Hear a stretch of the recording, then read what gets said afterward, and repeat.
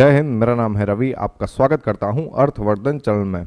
Grow mutual fund अपना एक नया एनएफओ लॉन्च करने जा रहा है जो कि पीएसयू कैटेगरी का रहने वाला है और साथ में ये इंडेक्स फंड रहने वाला है।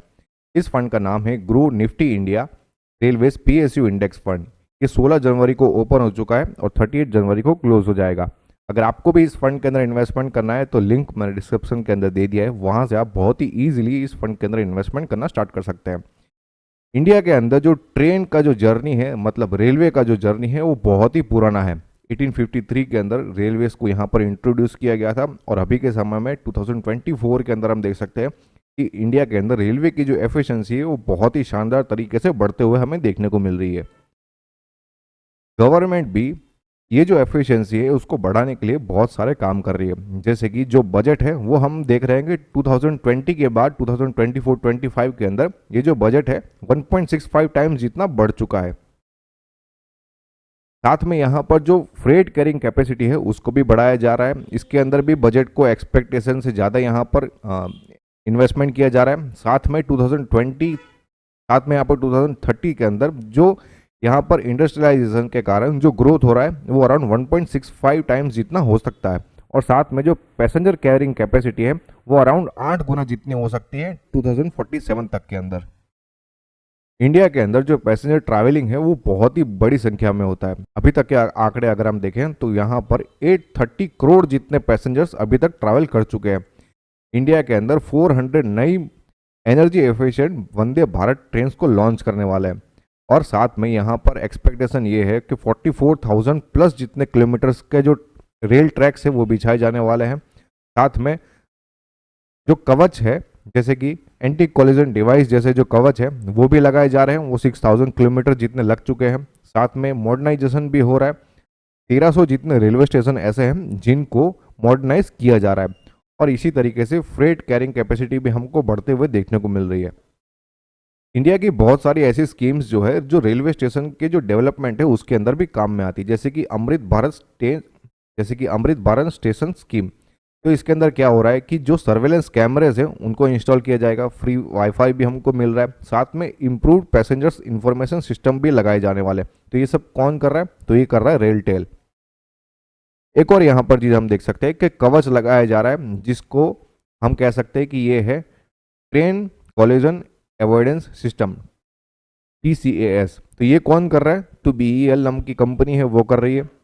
साथ में जो इंडिया के अंदर बुलेट ट्रेन भी इंट्रोड्यूस होने वाली है तो ये भी यहाँ पर बहुत ही तेज़ी से काम कर रहा है। इसके अंदर इंडिया की कौन सी कंपनी काम कर रही है? तो भारत अर्थ movers limited.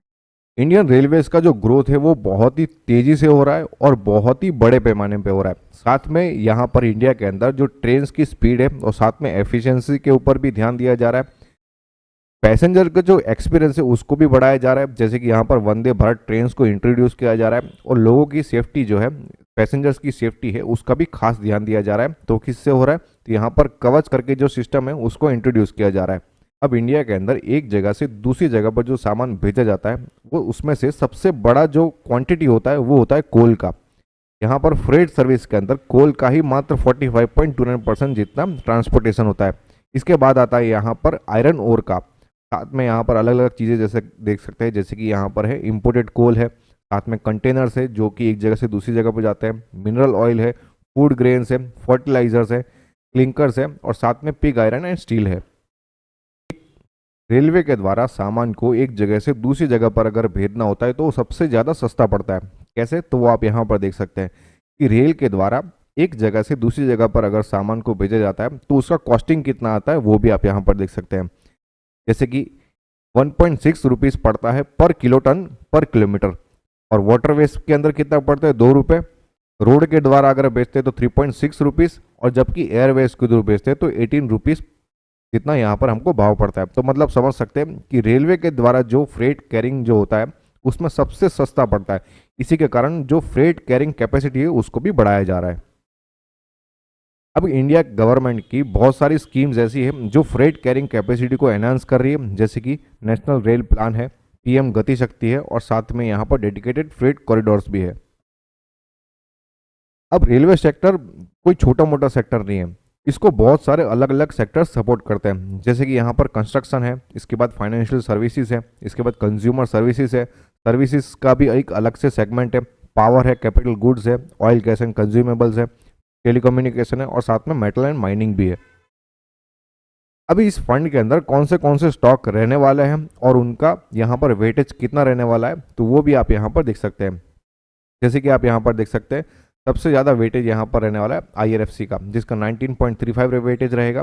Rail Vikas Nigam limited 17.44, IRCTC 17.25, container corporation of India limited 15.78, NTPC 6.93, IRCON 5.09, Bharat electricals limited 4.60, oil and natural gas limited यहाँ पर 4.08 और रिट्स लिमिटेड यहाँ पर 2.84। अब ये जो इंडेक्स है, जैसे कि ये है इसका respective index Nifty India rail PSU index, इसने बहुत शानदार तरीके से हमें रिटर्न दिया है। जब नेगेटिव टाइम चल रहा था उस समय भी यहाँ पर अच्छा खासा हमें रिटर्न देखने को मिल रहा है। आप अपने वीडियो को पोस्ट करके ये सारे जो डेटा है वो उसको नोट कर सकते हैं। अगर आपको भी इस फंड के अंदर इन्वेस्टमेंट करना है तो लिंक मैंने डिस्क्रिप्शन के अंदर दे दिया है, वहाँ से आप इस फंड के अंदर बहुत ही ईजिली इन्वेस्टमेंट करना स्टार्ट कर सकते हैं। अब ये जो इंडेक्स है इसने एक साल के अंदर कितना रिटर्न दिया है, तो यहाँ पर 25.06% रिटर्न दिया है, जबकि यहाँ पर निफ्टी 500 ने मात्र 15.47% का रिटर्न दिया है। यहाँ पर इसी इंडेक्स ने 3 साल के अंदर 42.27% CAGR के हिसाब से रिटर्न दिया है, जबकि निफ्टी 500 ने यहाँ पर 24.77% का रिटर्न दिया है। आप यहाँ पर कंपेयर करके देख सकते हैं कि जो रेलवे के जो स्टॉक्स है या फिर यहाँ पर इंडेक्स कह सकते हैं इसको, तो उसने यहाँ पर शानदार रिटर्न दिया हुआ है। अब यहाँ पर जो कंपनीज का डिस्ट्रीब्यूशन है तो वो भी देख सकते हैं कि लार्ज कैप में से कितना एसेट एलोकेशन है, 36.28% का 5 कंपनीज इसके अंदर शामिल है। मिड कैप के अंदर भी 5 कंपनी शामिल है जिसका एसेट एलोकेशन है यहाँ पर 52.80। स्मॉल कैप में से 4 कंपनीज यहाँ पर शामिल रहने वाली जिसका एसेट एलोकेशन रहने वाला है यहाँ पर 10.90। Grow Nifty India railways PSU index fund, ये NFO 16 जनवरी को ओपन हो चुका है, 24 जनवरी को क्लोज हो जाएगा। इस फंड का बेंचमार्क रहने वाला है Nifty India railway PSU index और इस फंड का एग्जिट लोड रहेगा 1% फॉर 30 डेज। मतलब अगर आप अपने पैसों को 30 दिन के बाद रिडीम करते हो तो आपको किसी भी तरीके का एग्जिट लोड नहीं लगेगा, लेकिन अगर आप अपने पैसों को विदिन 30 डेज रिडीम करते हो तो आपको 1% जितना एग्जिट लोड लगने वाला है। इस फंड का इनिशियल NAV 10 रहेगा और एक्सपेंस रेशियो जैसे ही फंड लॉन्च हो जाएगा वैसे ही आपको पता चल जाएगा। ये एक ओपन एंडेड कैटेगरी का फंड रहने वाला है, मतलब आप इस फंड के अंदर कभी भी अपने पैसों को इन्वेस्ट कर सकते हो और कभी भी अपने पैसों को रिडीम कर सकते हो। रेगुलर और डायरेक्ट दोनों मोड में अवेलेबल रहेगा। इसमें ग्रोथ और IDCW दोनों ऑप्शंस देखने को मिलेंगे। अगर आपको अपना इन्वेस्टमेंट स्टार्ट करना है तो आप SIP, लमसम, SWPS, ट्रिप चारों में से किसी भी मोड में अपना इन्वेस्टमेंट स्टार्ट कर सकते हैं।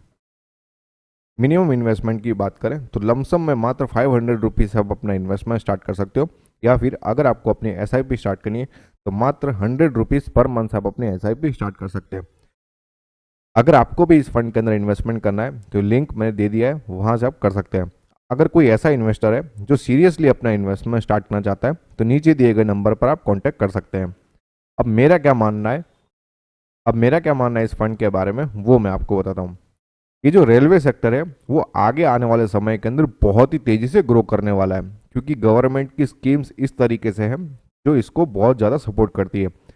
अगर आप लॉन्ग टर्म के लिए इन्वेस्टमेंट करना चाहते हो तो ये फंड आपके लिए सही साबित हो सकता है। अगर आपने और भी कहीं पर भी इन्वेस्टमेंट किया हुआ है तो इस फंड के अंदर इन्वेस्टमेंट करके आप अपने पोर्टफोलियो को डाइवर्सिफाई कर सकते हो। लेकिन एक बात याद रहे, ये फंड शॉर्ट टर्म के लिए तो बिल्कुल भी नहीं है। अगर आपको इन्वेस्टमेंट के रिगार्डिंग किसी भी तरीके के क्वेश्चन है तो आप हमें यहाँ पर कमेंट में लिख सकते हो। साथ में आप हमें टेलीग्राम, ट्विटर और इंस्टाग्राम पर फॉलो करके अपने क्वेश्चंस को भी पूछ सकते हैं। होप ये वीडियो आपको पसंद आया होगा। अगर ये वीडियो आपको अच्छा लगा तो लाइक करो, शेयर करो और सब्सक्राइब करो। Thanks for watching.